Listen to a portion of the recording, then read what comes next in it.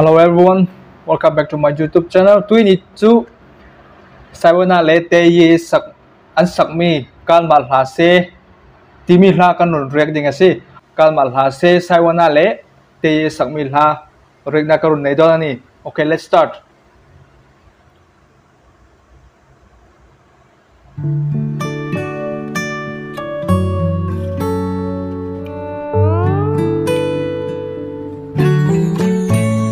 Balung lek thak về music day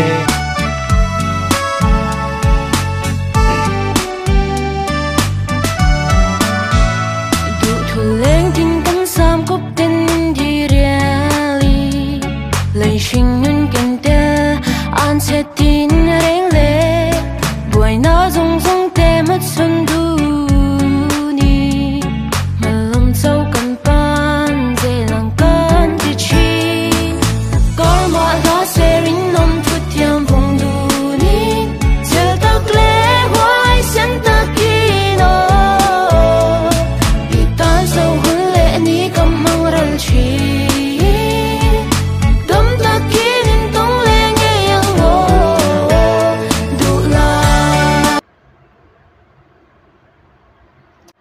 lung leng thak kati mi lai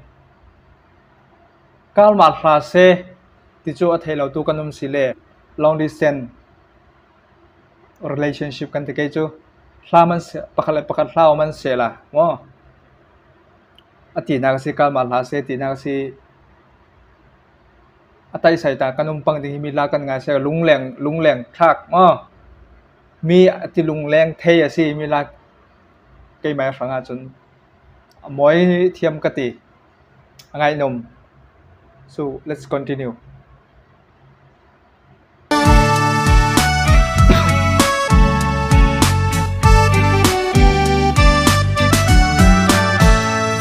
cờ tiếng lệ với lên ruột rung tê lên cột tên anh nhìn đi cây dù yang lệ mất lên in tuần lệ hôn tour mà kín cắt phiêu trên tai ni dân khoa say lo có mà lá xe rin nôm chút tiêm vùng đủ ní chờ ta lẽ hoài sen ta kino đi tan sâu hơn lẽ ní cầm mang răng chi tâm ta kín tông lẽ nghe yang ngô mù cắt xa tim mèo cần hiểm lệ đâm nát tin rê để ca nín cha nắm nín khen nó gần chung mà Okay, Saiwana sak hlan rep a fe hlan te Saiwana hin hla hi a siam chuanin hla zai chuanin lap song hi tam vak lawa tui le mei tiang khan yanga tuna hian kalmal ha se ti hlai el zaya alha zong zong hi ka ngai thavek ka ngai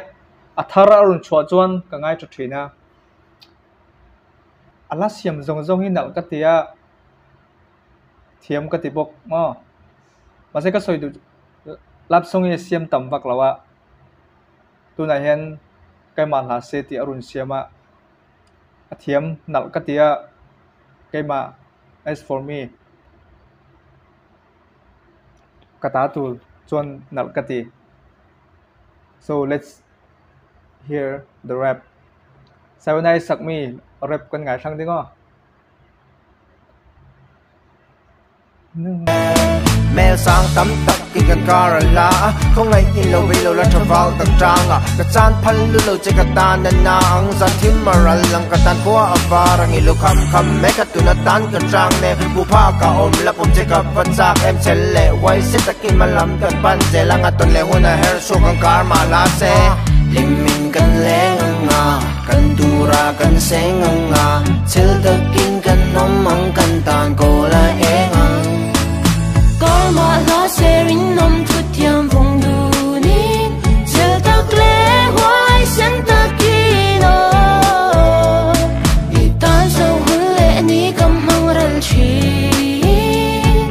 đâm ta kín tông lẽ nghe yang ngô le dingi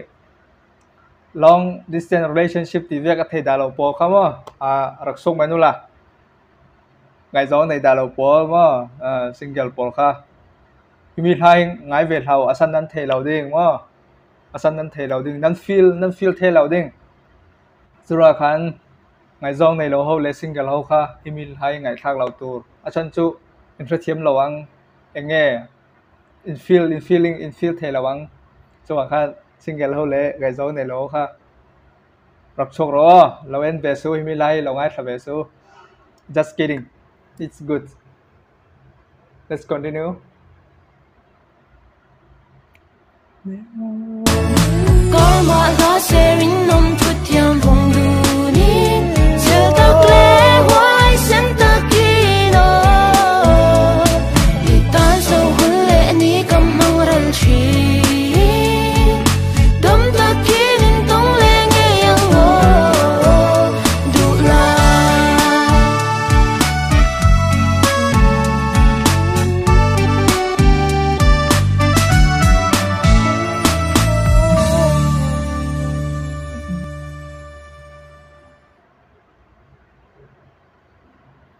lo zo đẹp tamaya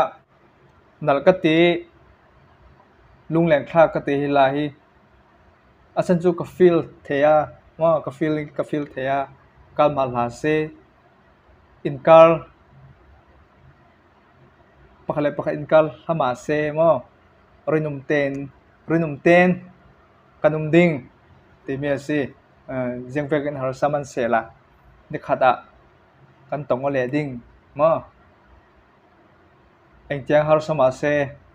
ni khada chang kan muleang ti tha ni kha karmal ha se ti kha pein kan run re ka namani pon nal inti thau ka pai se ni danga reaction video dang den kai mule don nia vain adios